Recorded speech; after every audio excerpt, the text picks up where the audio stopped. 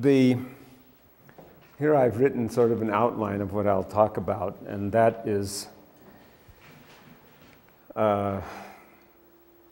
plenty. I don't know whether I can cover everything or not.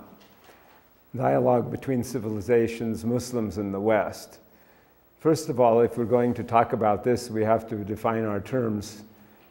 We've kind of defined Muslims and Islam somewhat, although probably not enough for this subject. But we haven't defined civilization or the West, and all of these concepts are somewhat problematical.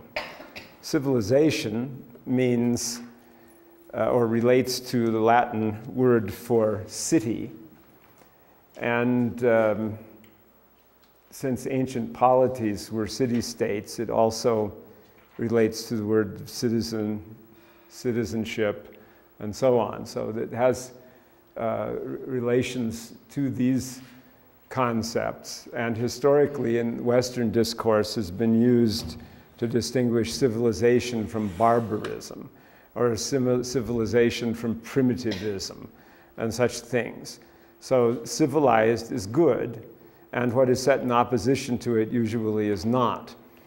And historically, this has not led to bias against Islam so much as bias against primal peoples, such as Indian tribes and so on, because they were viewed as uncivilized in pre-modern, or say the early modern past, the pre-contemporary past, and were put down as a result. And I think, as I said in another lecture, when you get right down to it, the definition of civilization is what has writing more than any other distinguishing characteristic. It's the presence of writing, even though the Incas were the exception that proved the rule, had no writing, and are accorded the title civilization.